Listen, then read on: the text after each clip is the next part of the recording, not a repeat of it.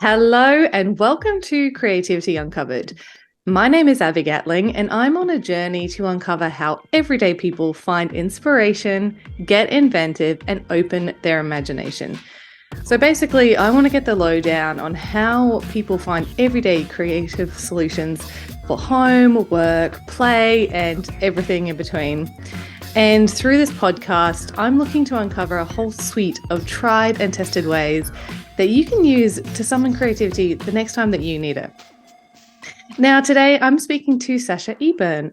Sasha's a fellow Queenslander, a business owner and a coach, and she works in the virtual assistant or VA space. And I'm keen to hear about how creativity has impacted her life and how it relates to being a VA. So welcome, Sasha. Thank you so much for having me. No, my pleasure. And so, this podcast is all about creativity, but before we actually jump into that, I wanted to quickly talk to you about your career because, we've spoken in the past and you said you've worked in hospitality and wedding planning and freelancing, but now you're actually the owner of a VA agency and also you coach other people to scale their own VA agency. Is that right? That's correct, yes. Yes. Okay, so that's quite a journey. It sure is, yeah. A range of different roles there. So tell me, how did you move? Like, how did you get from weddings and hospitality into VA? Like, what was that journey like? Yeah, so great question. And I guess after 20 years in hospitality events, predominantly in hotels, COVID happened. And like a lot of people around the world were heavily affected, and coming from the hospitality industry was essentially just shut down. I worked in the hotel that became the first quarantine hotel in the entire country. Oh, wow. So we were the first to go, and I worked in sales at the time, and obviously we didn't need sales because we became quarantined. Yeah. So, yeah, and it was probably only 3 or 4 months after going back from maternity leave as well. So hadn't really been back in the workforce for that long. And then COVID happened, stood down, and then did any number of things to keep going and keep afloat. And it was just by chance that I was doing body shop at home during the pandemic because we were all at home. So what better way to jump on a virtual body shop party and buy some body shop? Oh, I didn't know they had virtual ones. That's cool. They still do, yeah. You don't have to go in. I think they still continue that post-COVID. And I went and met with an old industry colleague to give her body shop and had coffee outside of the cafe because you couldn't sit in the cafe at that time. And I was like, what are you doing now? I know that, you got made redundant and all of these things. And she's like, oh, I'm a VA, and didn't really know what that was. And coming from, hospitality and events, I was just like, oh, if she could do it, I could do it. And jumped into a whole lot of Facebook groups that she invited me to, watch the space for about 6 months. And then I was EA to a director in a real estate firm and wasn't really enjoying, the office environment, 40 minutes to work every day, and just decided one night to jump on those groups to see if there was anything there, and found a couple of leads. I set my business up overnight and website in a couple of hours, and then within 24 hours I had my first client. Wow, that's cool. I like that you saw the opportunity and went for it. Just went for it, yeah. Yeah. So what exactly is a VA, and what sort of type of things do you do? Yeah, so it varies. And a virtual assistant predominantly is a self-employed person that provides a service remotely. And traditionally speaking, a lot of people start in this space by offering administration services, executive assistants, type of roles, email management, diary management, life admin. That's generally a lot of where people start. Now we go well beyond that scope. We do a lot of digital marketing, content creation, website design. We support a lot of business coaches and, supporting their course creation on tech. Just, any number of things. Many hats, it seems. Yeah, it just kind of grows, and we grow with our clients as well. So if a client turns around and say, oh, I need help with this, generally it's something that we as a team can take on. Yeah, wow, okay. And so now, you're a business owner and you coach other business owners. Tell me, what's the difference between doing that and working in an industry that you've been working in for so long, being hospitality? Yeah, I guess it gives me the option to be creative and just do things out of the norm. And working as an employee, working with different brands where you're so bound by the rules and the expectations, it's really great because now I can just do what I want, or if you want to change things tomorrow, you can.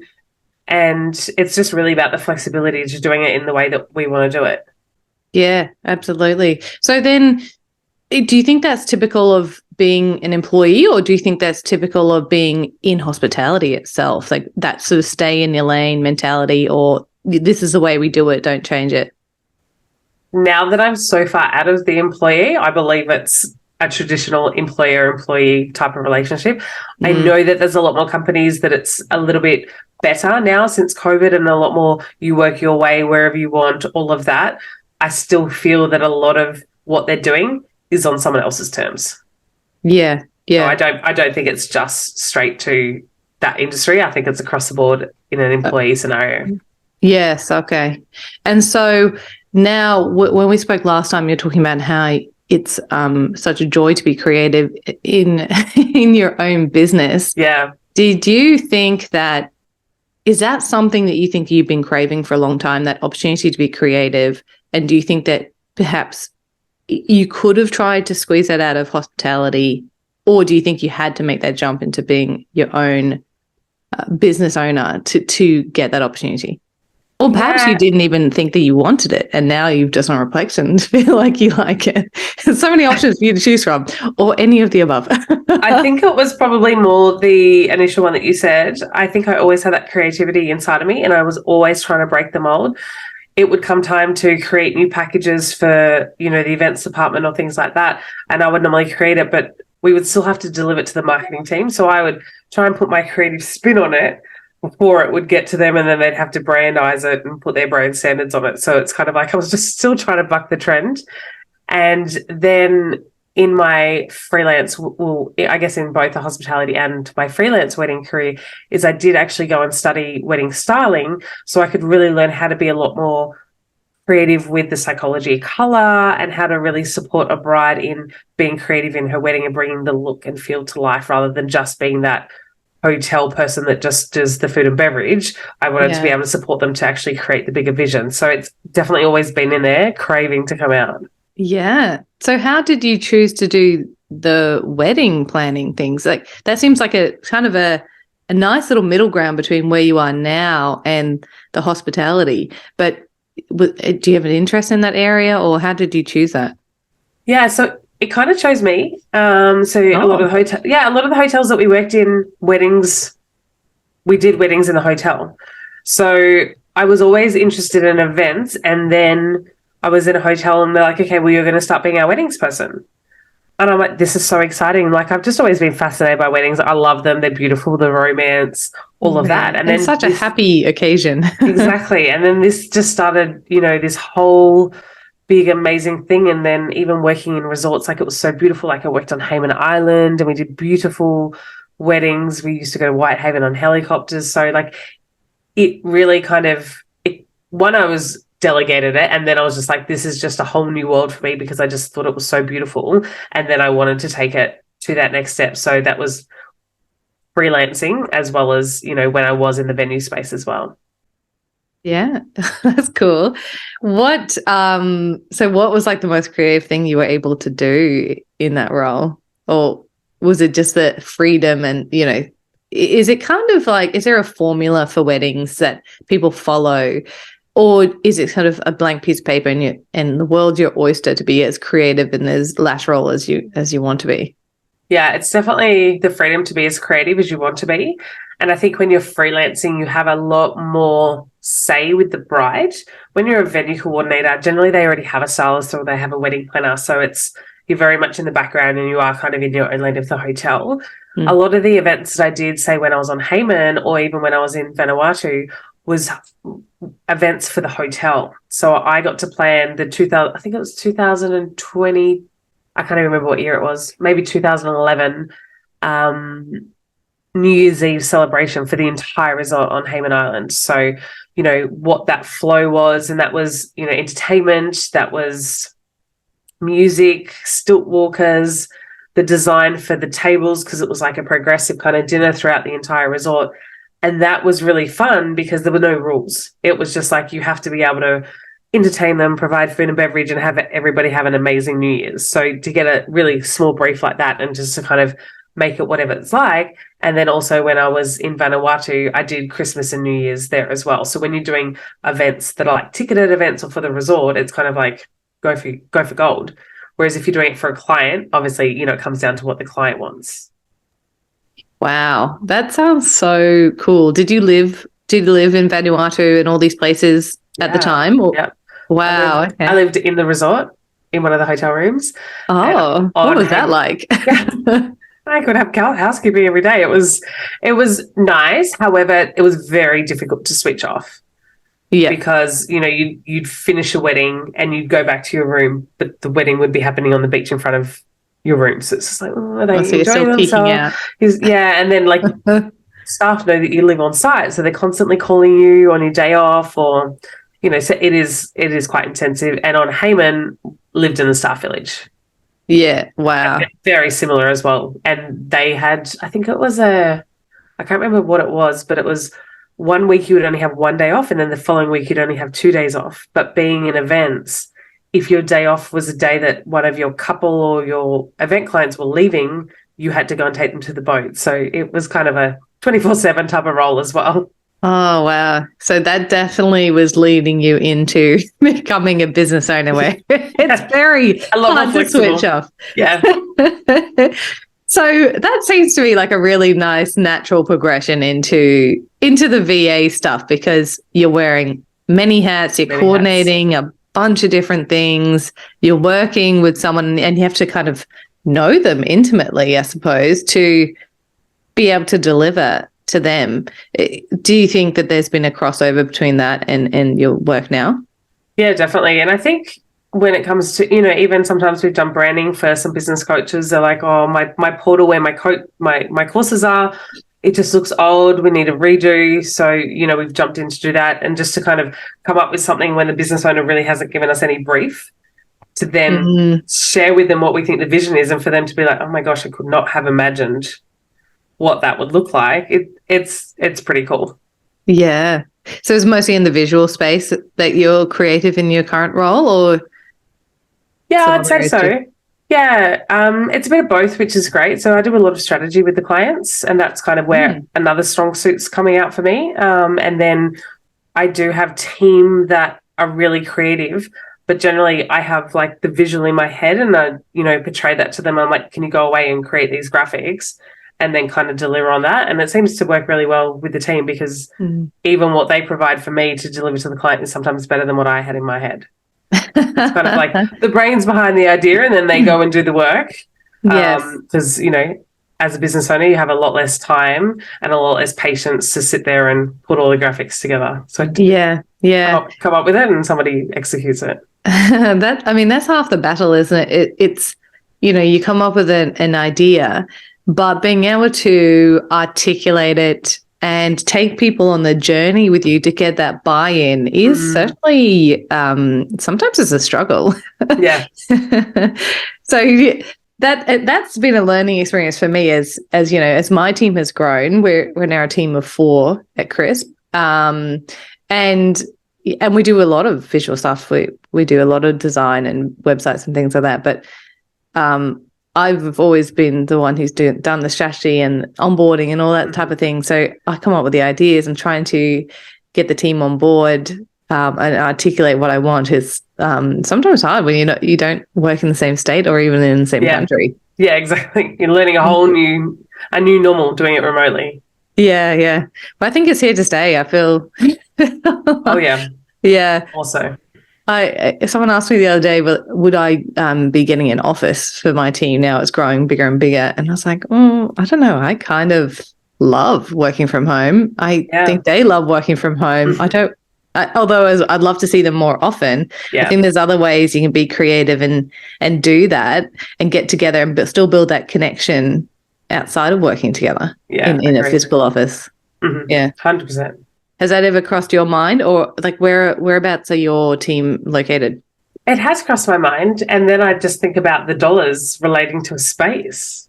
And Yeah. I'm like, why would I have this ongoing extra cost when we all have these offices already Yeah. and we can connect so often and so much? I do like the connection piece because we do have a team in Sydney that I've never met in real life. I have a team member in Thailand and she's just living there with her family, but she's from the Gold Coast, so I know her already. And then my business manager lives in Germany because we used to work together in a hotel in Abu Dhabi. So it's kind of like, even if I got a space, the whole team wouldn't be together. So if everybody was in Queensland and it would make sense, I think for community and collaboration potentially, but when not all of them are here, it seems pointless because then it would only create a further divide with the people that are not in the state. Yeah, that sort of halfway point of being half online, half not online is a hard one to balance.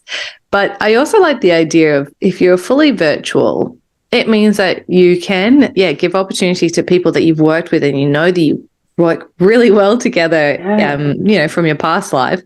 But also you're not limited just to the local community and the local skill set. You know, you're like, oh, I've got this person in Perth who's amazing. I would love to tap into their work. Exactly. That shouldn't limit their opportunities because they're not based in the same state as you. I completely agree. In the past, I used to, when I was single, no child or any of that, I used to just move wherever for the jobs. Yeah. And then you get to a certain point in your life, you're like, done doing that. But now you actually don't have to. And I think it's great. I mean, my business manager, we've been friends for over 10 years. And the fact that we've worked together before as well. So I know that we've got that cohesiveness, that respect for each other, that we can separate work from business, and it just works really well. So why can't she work for me? I think it's really great that we have the opportunity to work together again and we don't have to be in the same city. Yeah. That's great. And so how do you manage collaboration and so you've got a business manager, I guess that is for growing the business BDM style, right? Or not really. I mean, I think in the beginning, maybe that was the suggestion. She's really what we'd call an online business manager.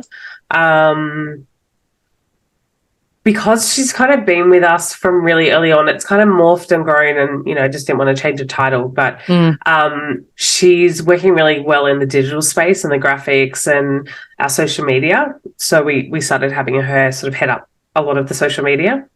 Oh, so that's kind of working for the moment. And I guess time specific, as in clients are not just sitting there, needing to pass work over. So the time difference doesn't have any effect on us. It's kind of like, well, we know that we need to deliver work by this date to then get checked, to then get posted out by this date. So it's more of a day timeline, which I think works really well. And we do have, I guess by 2 p.m, we kind of have a day crossover. So the time's not too bad. Yeah. So then if everyone's sort of separated out and she's doing social media for your business, or is she doing it for your clients? She's doing it for the clients. Oh, okay. I was going to ask, how do you get consistency across the brand when you're in different time zones, different locations? How do you articulate that and stay cohesive? Yeah, I guess by having the same person do it, for one, and having brand guides.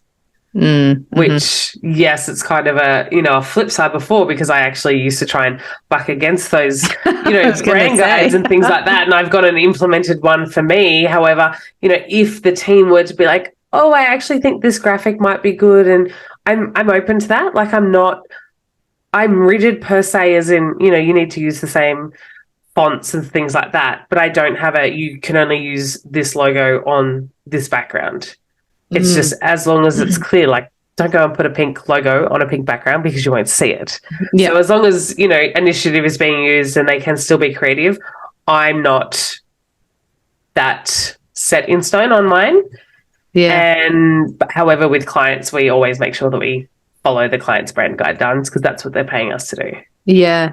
Well, I think it's interesting. Like I kind of made the distinction between a brand guidelines and brand Bible. And I think that if you are in a super corporate environment, perhaps your hospitality, big chain of hotels, or for me working, I've worked in the government, I've worked at universities, they're brand Bibles, as in you They say it, you do That's it. true. And then Yeah. there is no leeway.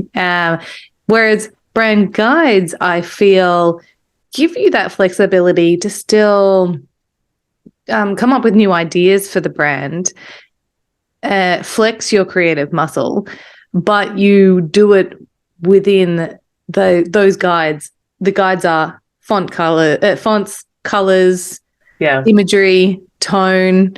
And I like that. That I feel like you should empower your team to become creative and come up with their own ideas, because otherwise it's boring for them. It's boring for us. It's probably boring for the audience and the clients as well, being like, did I read this one already? No. Oh, no, that was the last one, and it looks exactly the same. It looks the same. Yeah. It needs to look different for, for people that are digesting the content as well. Yeah, for sure.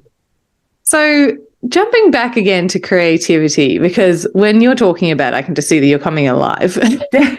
So I want to know, like, what is creativity to you, and like, how does it make you feel? What I can see that you're getting very animated. Yeah, it's funny because I don't normally talk about it as much in this context, and it's probably, I guess, reminding me how much I do like it. And I think Canva has probably allowed us to have that creativity, Mm-hmm. and one has probably allowed me to be creative.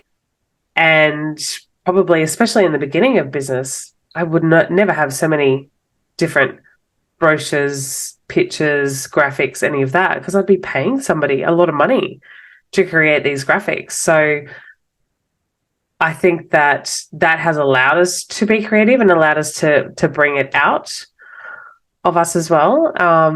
And it's, like I talked about, like I was kind of bucking against kind of letting it out before, and now it's just like, oh, this big huge explosion of creativity and color, and I like having the opportunity to, I guess, express myself in that. But also it's just like, how do I put my vision for my business out there to everyone to come and work with us as well?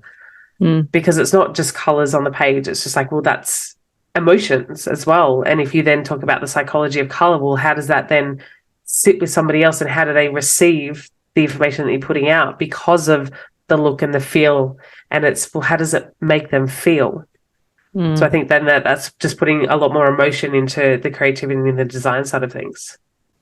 Yes, I agree. I think there's so much more to design than just making something look lovely. There's so much thought that actually goes into it. And you mentioned Canva. I agree. Like, I was actually at a webinar, sort of like summit thing a couple of weeks ago. The topic for designers and topic of Canva brought up, and the amount of the eye rolls and like shudders and like, and I was just thinking, I don't see an issue with it. I don't see an issue with Canva. I love the fact that it has enabled people to tap into this creativity that they have inside of them and do it easily and express themselves. I think that's great. I don't think it's taking away from traditional graphic design. I don't think it's taking away from, the truly trained professionals in that space. It's a different offering for a different type of client. I 100% agree. And even some things that I do when I go for printing, I have to send it to my graphic designer. Because of the quality. And I can't, if it's something that's printed, like I wanted to get some notebooks printed and I wanted to get some t-shirts printed for my team, I can't export a vector file. So there are limitations to Canva that then allows you the fact to then go and use the resources of a graphic designer. And I think maybe this is the kind of pull that's happening in the business industry at the moment, is ChatGPT and all the copywriters being scared. 12 months, 24 months down the track, we're probably going to be in the same situation where, us as non-copywriters are going to have the use for ChatGPT, but when it comes to, talking about SEO and conversion and, highly skilled copywriting, then that's when you go and pay for a copywriter. So I feel like it's very similar, that I think everything still has its place. Yeah. Are you using ChatGPT in your business at the moment, or is that sort of part of your longer term plan? We use it for ourselves, like when I'm just throwing stuff together, or I'm doing brochures and things like that, or if I'm doing my own website stuff. However, for clients, no. If clients are paying us to write, then we have our caption and copywriter writing it. Yeah, I definitely think there's a place to work alongside with ChatGPT. Yeah. And that, I mean, that's been brought up a few times on the podcast, that this sort of AI, what is the impact of it on creativity? But I think it's a starting point. Yeah. I think it's something to work alongside. But as you said before, it doesn't have the emotions, and it doesn't, the emotionality and the thought and the deep research behind some of the things that we're doing. Yeah. Color selection, font selection, writing emotively for a client, getting the right tone for a particular client. Yeah. That's just something that, I mean, currently AI can't do. We'll see if it moves into that space, but I truly think that there's a space for humans to work alongside it. Yeah, 100%. Yeah. Yeah. So do you think that, I know you found this opportunity to be creative in your current business. Do you think that everyone needs to be creative to run a business, or do you think it just kind of makes it a little bit more fun and more easy? I personally think it makes more fun and easy.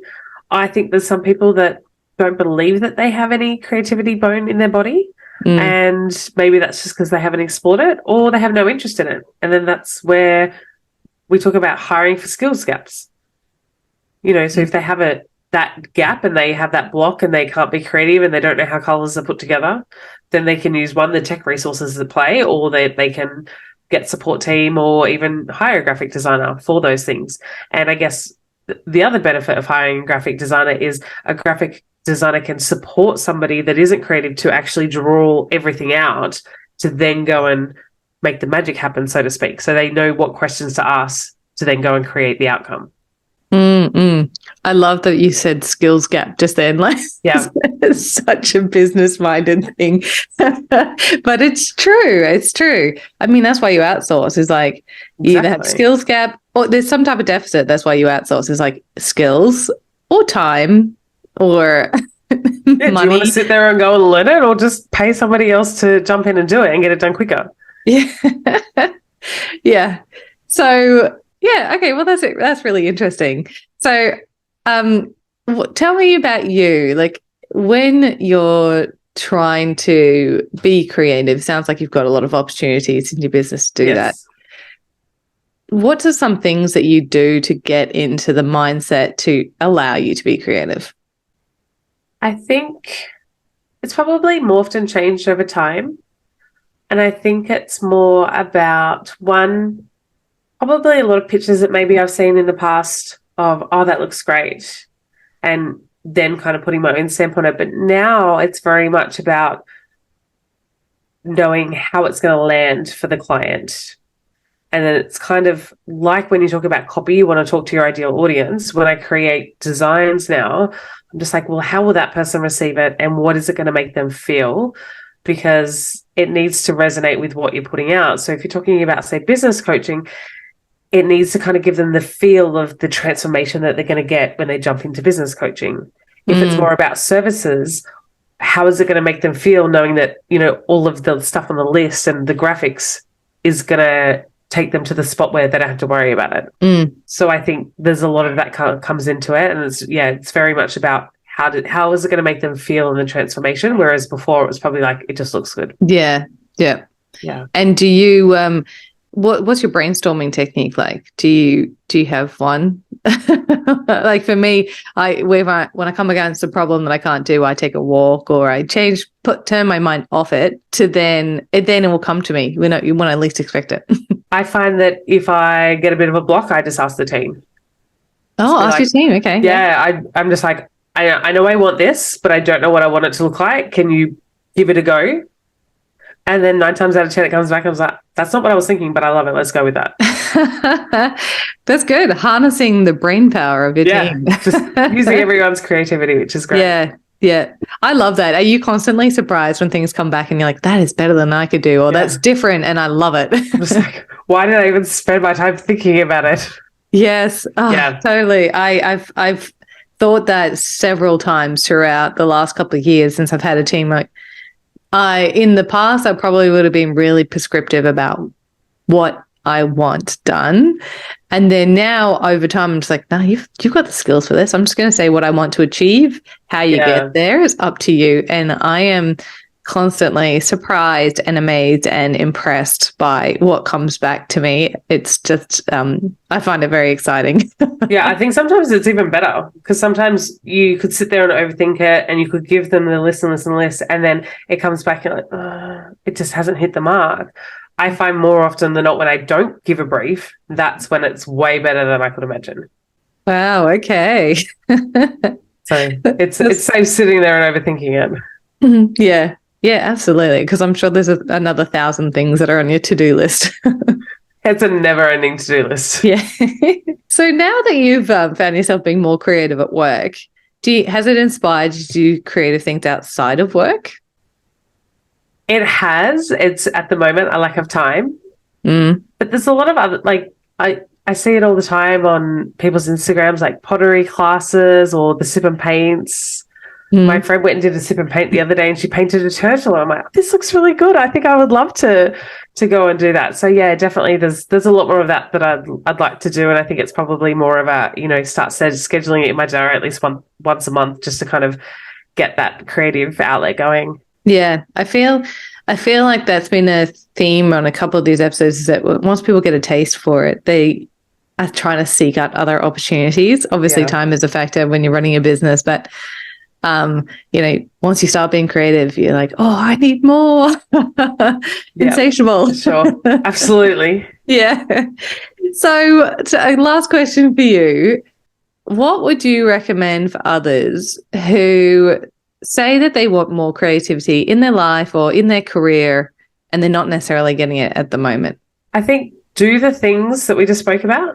Go and try new things. I mean, new experiences are great, even if they're not even if they're not creative. Anything outside of the norm.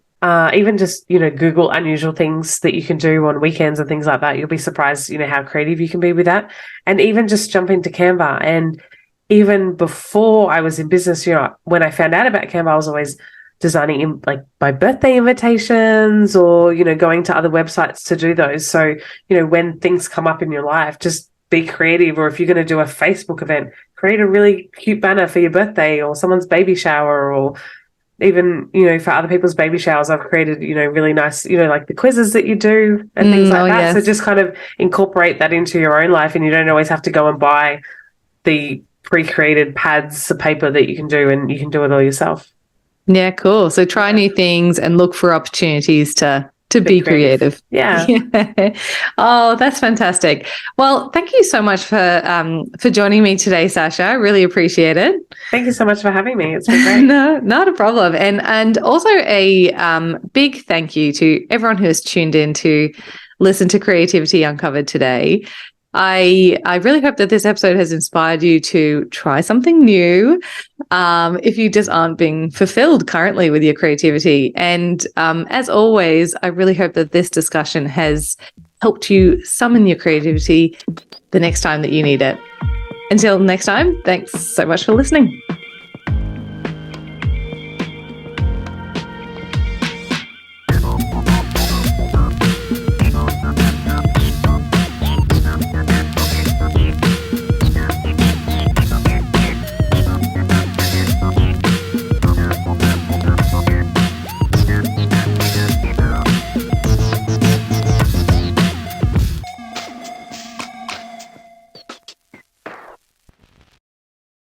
If you've made it this far, a huge thank you for your support and tuning into today's episode.